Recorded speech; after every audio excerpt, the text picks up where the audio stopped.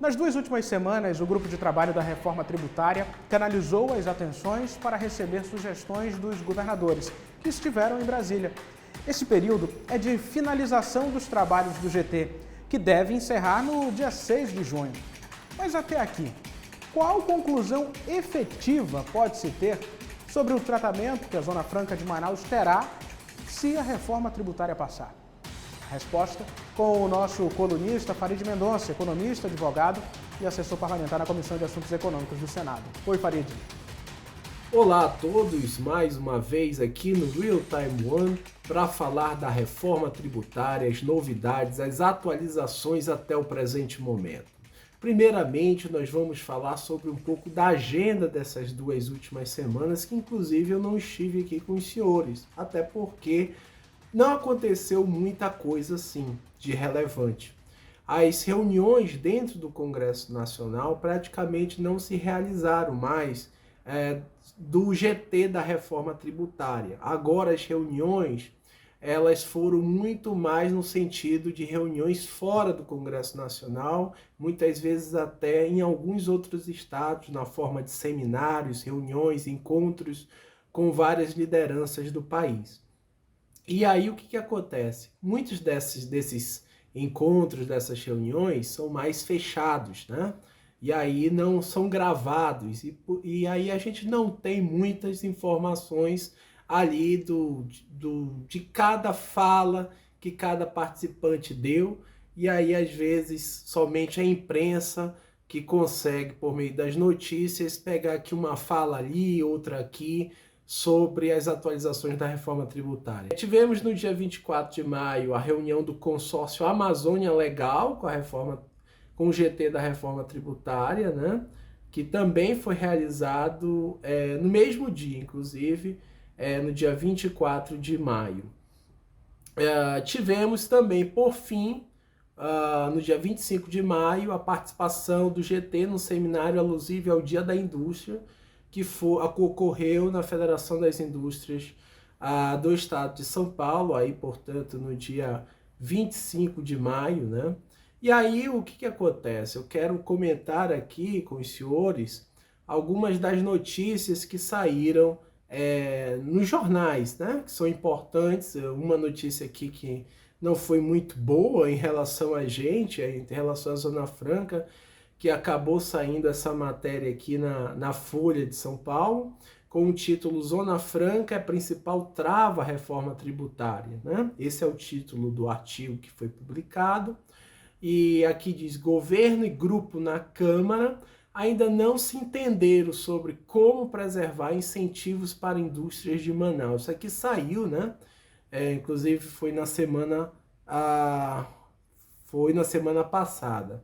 E aqui só ler aqui um pedacinho. Mesmo após meses de diálogo entre o governo federal, deputados e o Amazonas, a Zona Franca de Manaus ainda é um dos principais entraves para o avanço na Câmara da reforma tributária, pauta econômica que vai suceder o arcabouço fiscal. E aí ele continua: a perda de arrecadação no governo estadual com a unificação de tributos pode ser resolvida com repasse de recursos de um fundo compensatório, mas não garante a permanência de empresas na região sem incentivos, argumento defensores do atual modelo que dizem temer desemprego no polo.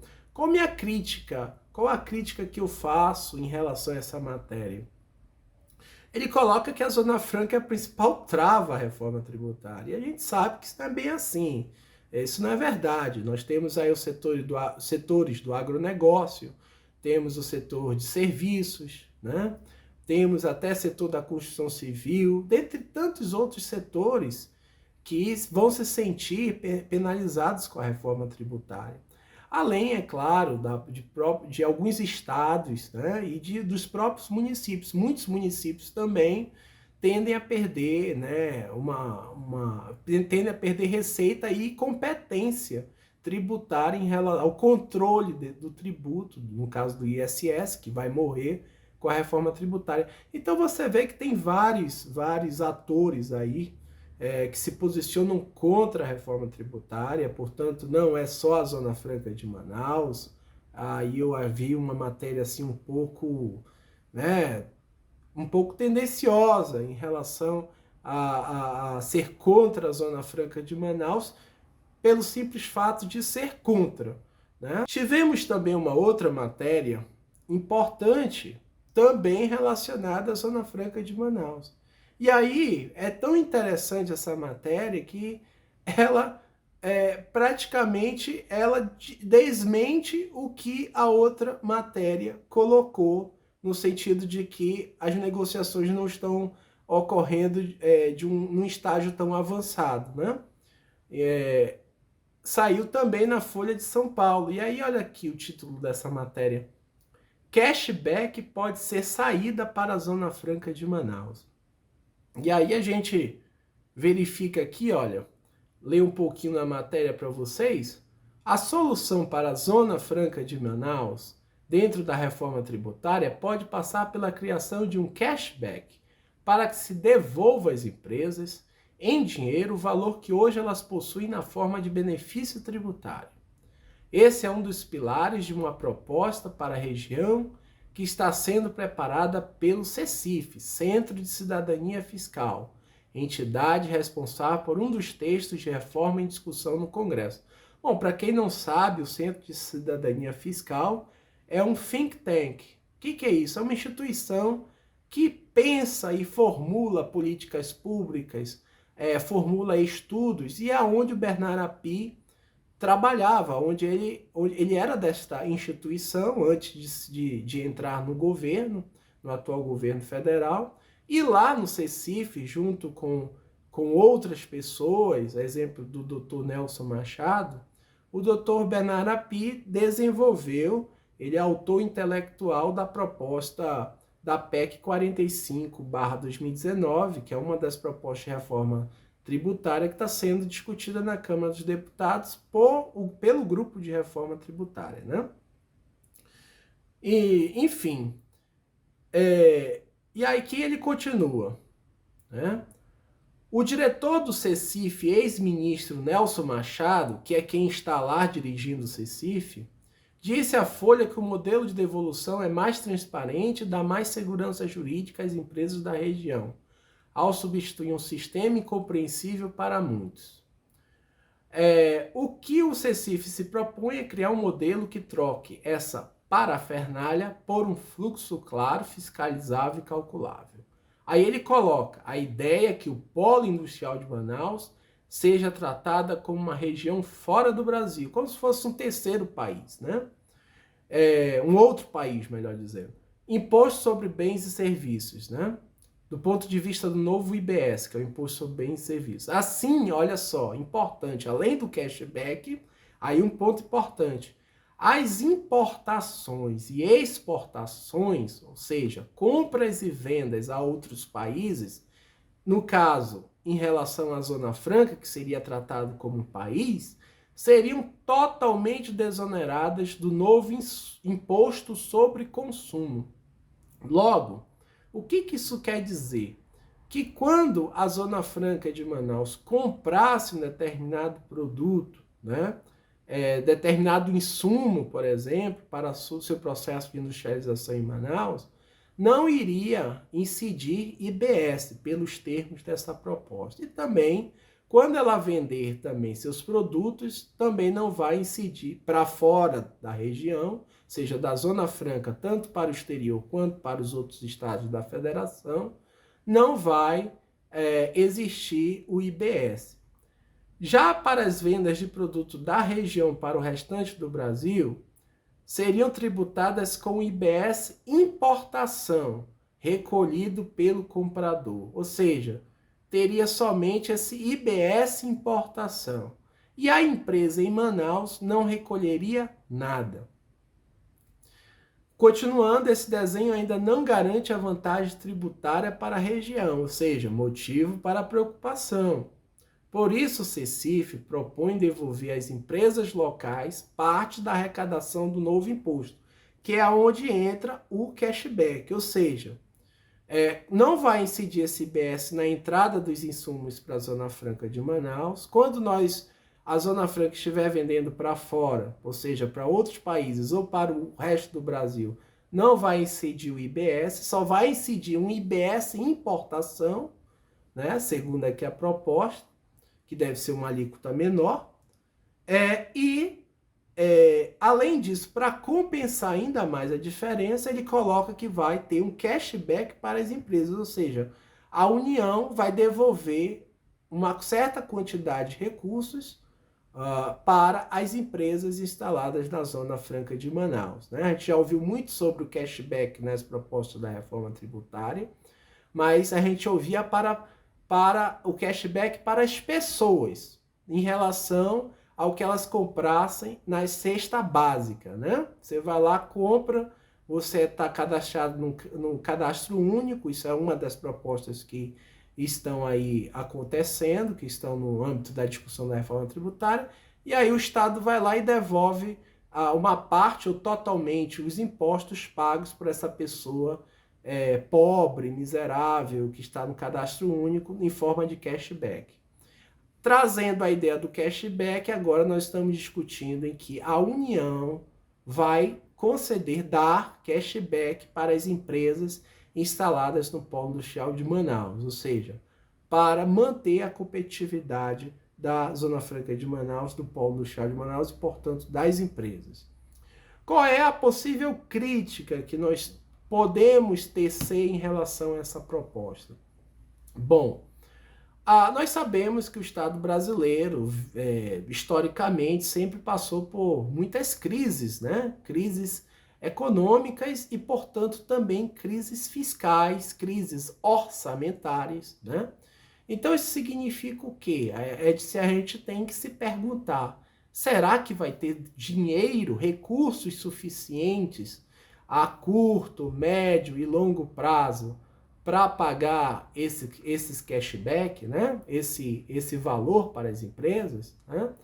E uma outra situação que nós temos que refletir também é se, além da questão da não incidência do IBS na entrada dos insumos e a questão da não incidência do IBS na saída dos produtos da Zona Franca, incidiria, na verdade, segundo a proposta, somente o IBS importação, do jeito que está escrito aqui, mais o cashback, que a gente não sabe qual percentual, qual nível que será que tudo isso é o suficiente para manter a competitividade da Zona Franca de Manaus?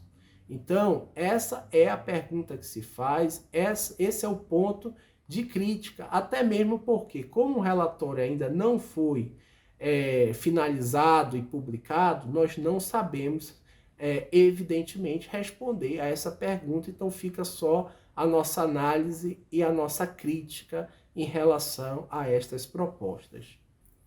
Bem, trago também uma outra matéria aqui que saiu, que fala da seguinte forma, o título é: Reforma tributária deve ser votada na Câmara antes de 15 de julho, diz deputado Reginaldo Lopes. Deputado Reginaldo Lopes é o coordenador do grupo de trabalho da Comissão da Reforma Tributária, não é verdade? Na Câmara dos Deputados. Ele disse aqui, segundo a matéria, se mostrou otimista com a aprovação da medida ainda no primeiro semestre do ano, e em entrevista ao Jornal da Manhã da Jovem Pan, o parlamentar esclarece que a expectativa do grupo de trabalho é concluir as discussões em 6 de junho, e a partir disso o relator vai receber várias diretrizes, vamos começar uma rodada de negociações com as bancadas. Em mais 15 dias teremos o texto substitutivo e as condições políticas para pautar o assunto na Câmara dos Deputados e marcar a votação antes de 15 de julho, quando ocorre o recesso parlamentar. E aí ele colocou também uma questão importante, viu? Ele ainda afirmou que se reuniu com os governadores, provavelmente naquele fórum de governadores do grupo de trabalho que eu citei, para discutir o modelo de tributação a ser adotado, e indicou que a maioria prefere um imposto sobre valor agregado dual. Isso aqui que seria o coração da proposta da PEC 110, né? E essas foram as colocações que ele fez, acreditando que a proposta vai ser aprovada até o dia 15 de julho, como nós sabemos. A partir dessa data, né, depois do dia 15 de julho, o Congresso entra em recesso e só retorna na primeira semana de agosto. Uma outra notícia aqui também importante é a seguinte, que saiu até no UOL. Chance de reforma tributária ser aprovada na Câmara no primeiro semestre é grande, diz API, o Bernardo API. Né? Então, o secretário extraordinário da Reforma Tributária do Ministério da Fazenda, Bernardo API, disse, né, que vê grandes chances de a reforma tributária ser votada pela Câmara dos Deputados ainda nesse semestre, apesar do prazo apertado. Né? A perspectiva é votar até o final do semestre legislativo em meados de julho. E eu acredito que sim, palavras do API, né? Pelo menos é a intenção anunciada pelo presidente da Câmara, Arthur Lira. A API reconheceu que serão necessárias concessões setoriais para que a reforma seja viabilizada politicamente. E aí ele destacou, importante isso, destacou os setores de agronegócio, a indústria e o varejo de alimentos e os setores de saúde e educação. Algumas questões são setoriais. A ideia é ter um imposto sobre valor adicionado o mais homogêneo possível. Então aqui uma fala do Bernardo API que vem ao encontro da fala do Reginaldo Lopes, né? No sentido de que acreditam que a reforma tributária será aprovada antes do dia 15 de julho. Bom, estão bastante otimistas, né? No sentido de acreditarem que as negociações vão ocorrer. Eu particularmente acredito que não irá acontecer nesse primeiro semestre. Se tiver que acontecer, de a reforma tributária ser aprovada na Câmara no segundo semestre. E aí já é uma opinião minha, né? Por acreditar que o prazo, o tempo está exíguo, né? Já estamos nos aproximando do recesso do meio do ano, e, portanto, a reforma tributária é uma matéria muito complexa, que envolve muitas questões, e eu acredito que não teremos tempo hábil para votar isso ainda no primeiro semestre, e vai ficar para o segundo. Essas foram as análises, né, dessas 2 semanas, as últimas 2 semanas até aqui, né, as informações que eu trago. Agradecer mais uma vez pela oportunidade concedida pelo Real Time One, agradecer e dizer, Farid Mendonça, direto de Brasília, muito obrigado. Obrigado, Farid. A você, internauta, meu muito obrigado. Curta, comente, compartilhe e se inscreva em nosso canal no YouTube, Real Time On Play. Até mais.